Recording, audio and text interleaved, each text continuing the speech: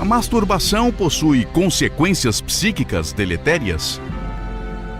Quando se fala em masturbação, o prazer gerado pela própria criatura, nós entendemos com a psicologia que essa prática determina um relaxamento das tensões sexuais. Todo indivíduo, fora os casos patológicos de vícios graves, que apelam para a masturbação, deseja aliviar-se dessas pressões íntimas da libido. Obviamente que isso caracteriza determinadas fases da vida do indivíduo, principalmente na adolescência, no conhecimento do corpo, conhecimento de suas funções, quando a criatura se sente descobridora das suas possibilidades. Para casos extremos de carências e outras situações muito bem definidas pela medicina, pela psicologia. Naturalmente que quando a masturbação se converte numa viciação sexual, o indivíduo cria vínculos mentais com entidades vampirizadoras do seu pensamento sexual. O problema não é o lado orgânico, não é a excitação das gônadas, das glândulas sexuais, é a excitação mental. Porque a criatura, para buscar elementos libidinosos, vai para o campo da mente, vai para o campo do psiquismo e engendra quadros. E ao engendrar os quadros, certamente entra na sintonia de entidades, muitas vezes exploradoras, virulentas, que passarão a encontrar nessa criatura um vaso perfeito para o atendimento de suas pretensas necessidades. Todas as vezes em que essas entidades o desejarem, projetarão sobre a mente da criatura viciada na masturbação as cenas que deseja, para levá-la a esse tipo de prática. De modo que, mesmo entendendo a naturalidade do fenômeno, para as situações em que ele seja perfeitamente concebível, há que se ter cuidado com a viciação. Porque toda viciação nos leva a conúbios mentais de ordem muito inferior, porque já não se presta a nada que seja útil, mas apenas a satisfação de um desejo de momento, que logo mais retornará. Como o desejo de quem fuma, de quem bebe, que não passa jamais. Alguns minutos depois, o indivíduo beberia tudo de novo, comeria tudo outra vez, fumaria tudo de novo. Deste modo, muito cuidado deveremos ter com o nosso corpo, é bem verdade, mas primordialmente com o nosso mundo mental. Diz um ditado antigo, popular, que a cabeça vazia é a oficina do demônio. Quando a nossa mente está vazia de objetivos nobres, diante do nosso corpo, da nossa vida, diante da vida, naturalmente as propostas mais comuns nos levarão a viciações bastante cruéis. Sonhos eróticos são indícios de transtorno sexual? Nem sempre os sonhos eróticos são indícios de transtornos de ordem sexual. Toda criatura humana vive fantasias eróticas em determinadas fases da vida ou durante toda a sua vida. O problema grande não é este. A questão é quando nós alimentamos de tal modo essas fantasias que passamos a ter sonhos eróticos com aquelas pessoas que cobiçamos no nosso cotidiano. Colega de trabalho, colega do clube, uma pessoa da família, esposas de outras pessoas, maridos de outras pessoas.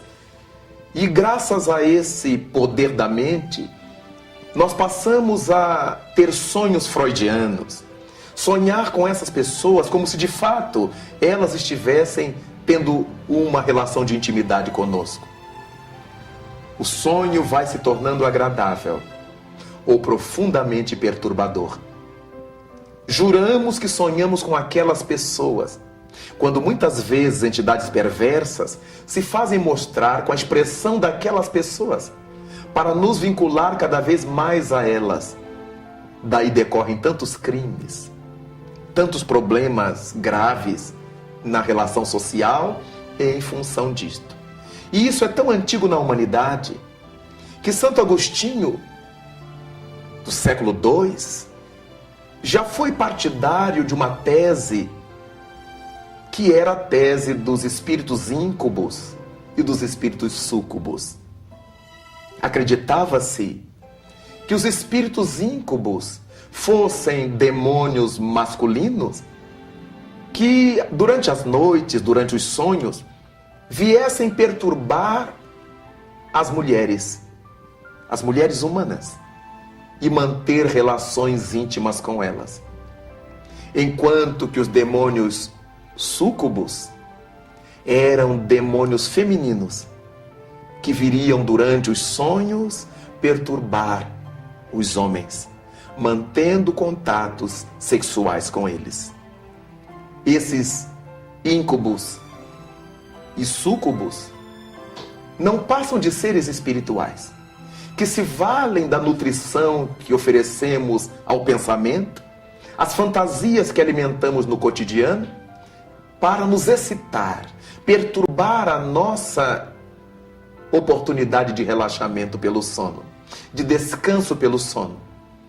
E muitas vezes essas pressões são de tal ordem que o indivíduo chega à ejaculação, o que nas fases jovens da vida são as poluições noturnas dos rapazes, ao longo da existência pode ser provocado por essas insinuações espirituais, essas ações espirituais que são alimentadas pelas fantasias que nutrimos em nossa consciência.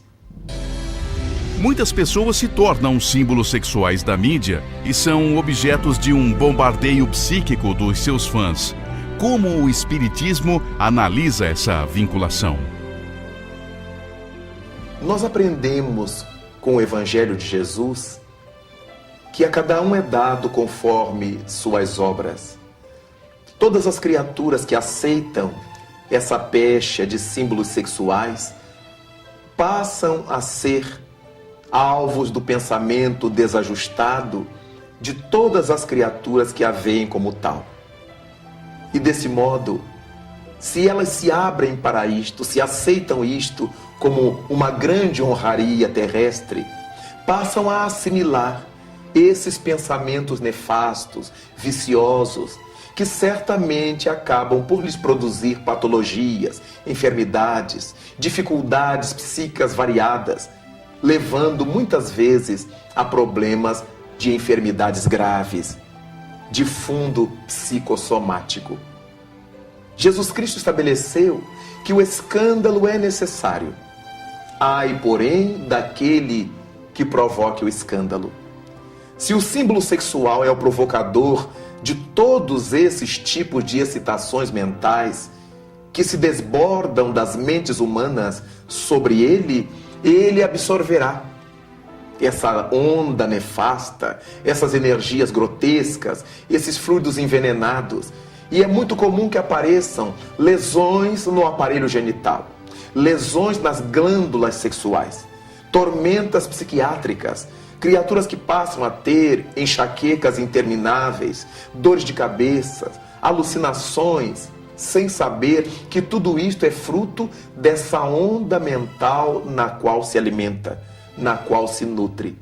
Quando vemos nas bancas de jornais, nas bancas de revistas, as incontáveis revistas de nus, sejam chamados de nus artísticos ou nus eróticos, e vemos aquela quantidade de moças e de rapazes, de homens e de mulheres expostos ao desejo alheio, não podemos imaginar sequer o quanto de tormentos passarão a experimentar a partir do dinheiro que ganharam nas fotos eróticas que produziram. Porque, afinal de contas, a cada um é dado conforme suas obras. E se as nossas obras são de libidinagem, com o único interesse de despertar a excitação libidinosa das pessoas, nós recebemos na mesma contrapartida. Porque a toda ação corresponde a uma reação de mesmíssima intensidade, mas de sentido oposto, como o bumerangue.